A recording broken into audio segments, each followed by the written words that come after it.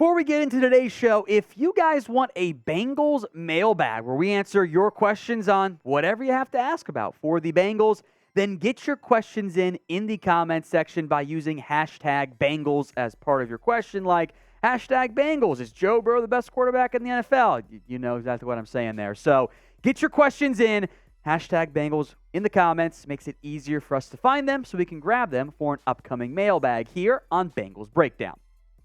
Let's begin with the latest on one Derrick Henry. A bit of an anatomy of how stories get started, right? So I was looking on Sports Illustrated, saw an article on the Titans site, strangely enough, that said multiple reports have linked the Bengals to a Derrick Henry trade, which I was really intrigued by. What do I mean by multiple reports? Well, we know in the past the Bengals or the Titans and Derrick Henry have been linked in trade conversations all year long, etc.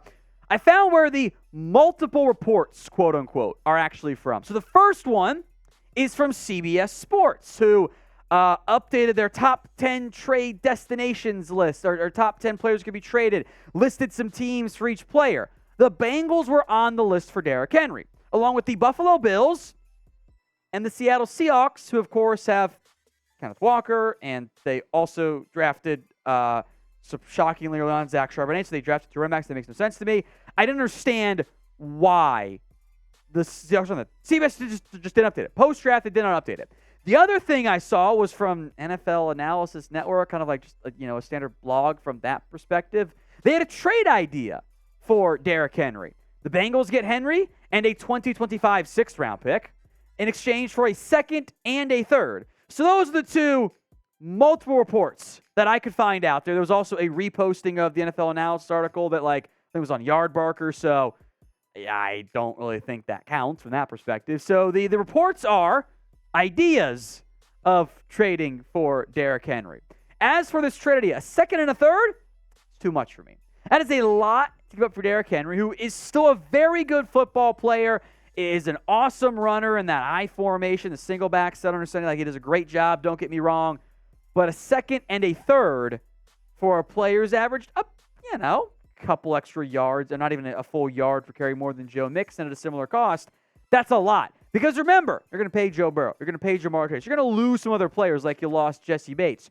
You need those picks to draft well and to replace the players you lose with cheap young talent. So we'll go more in depth on this here momentarily. But would you trade for Derrick Henry if you ran the Bengals? Maybe it's only a second that it costs instead of a second and a third. Why for yes and for no? It is today's pinned comment. The ad break comes here on the YouTube side of things. Take advantage of it. Head down there. Vote Y for yes or N for no. You'll notice something the past 2 years for Derrick Henry. Still really good production. He is the exception to the rule of, hey, if a runner gets 300 carries, he's not going to be as good the next couple years. Well, he's still good because Derrick Henry's a freak.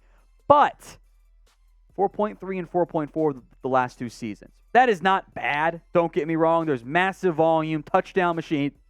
King Henry is still really good at football. But that is the decline. And what do we know about running backs in the NFL?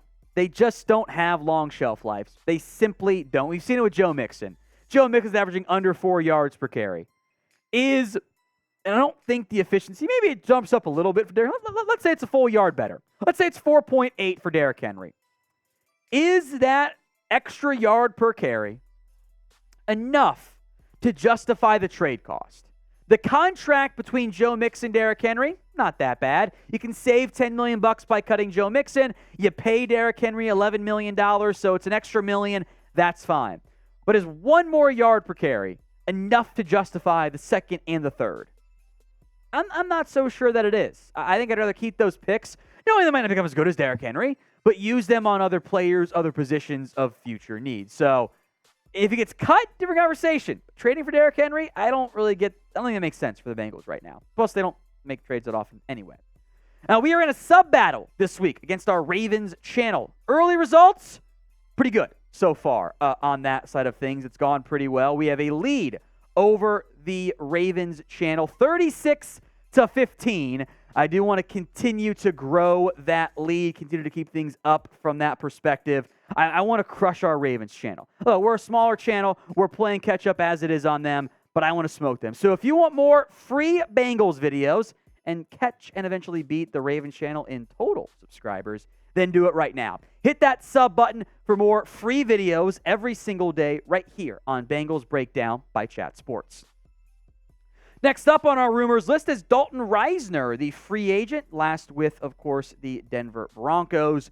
Yahoo Sports was going through their top post-draft needs for all 32 teams, and they said left guard was the biggest need left for Cincinnati, which I don't know if I agree with that one there. Cordell Wilson actually played pretty well.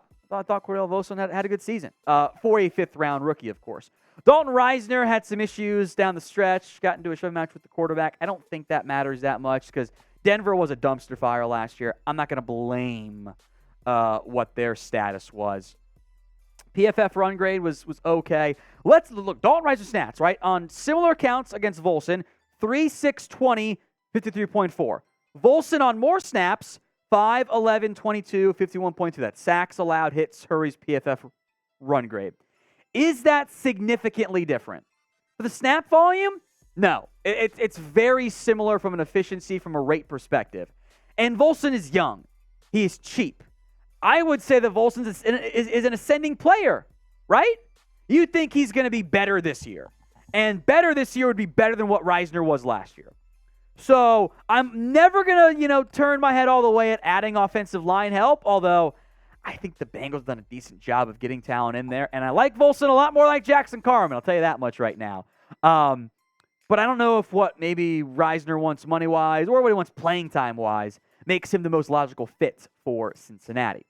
When it comes to needs on this roster, saw ESPN say maybe linebacker. Maybe LB3, but that's not a big need. What do you think is the single biggest need roster-wise for Cincinnati? Sound off in the comment section right now. Let's hit some Irv Smith hype right now as Joe Burrow and Jamar Chase had high praise for Irv Smith. Now, the Bengals, simply put, are counting on Smith this year. As we've talked about the tight end room, thought for sure they're going to take a tight end. They did not. It's Irv Smith or bust, unless we still believe in Drew Sample. Smith has talent. The issue has always been staying healthy. Here's what Joe Burrow, the Bengals franchise quarterback, had said. He's upstairs all day, every day, learning the offense. He looks smooth, big, strong, and athletic. Always a good sign when your quarterback offers the endorsement of the new tight end. And Jamar Chase had this to say. Remember, these two played against each other in the SEC, of course, offense and defense, or offense on offense, but he also played together growing up. I know exactly what he's capable of. We played against each other in high school and in college. So we've been following each other the whole journey, but I think he's good with the ball in his hands, and he can make a play. He has yak. He can definitely make a guy miss. He's not the average speed tight end. He's a smart player, too, and all of that plays a part in his game. Chase and Irv Smith, by the way, used to work out together in high school. They had the same trainer. They're both, I believe, from New Orleans originally. Of course, Irv went to Alabama. So another friend for the Chase Burrow buddy pairing. By the way, Chase Burrow buddy cop movie. I'm available for ideas, Bengals. Help me out. Anyway, the tight end room. It's Irv Smith or bust. Drew Sample he's Drew Sample. We know what he is at this stage. Devin Asiasi couldn't make the Patriots roster. Tanner Hudson. Maybe someone gets cut that makes sense later on, but the Bengals are banking in a big-time way on Irv Smith, at least being serviceable. If not, you don't have to be a superstar. He can be the fourth option with what's on that roster, but they need him to play a big role this upcoming season. And remember to make sure you guys are subscribed for this upcoming season. We'll have daily Bengals videos for you, or at least close to it. We'll have post-game reactions, tons of coverage, preseason stuff too. Hit that sub button, youtube.com/BengalsTV.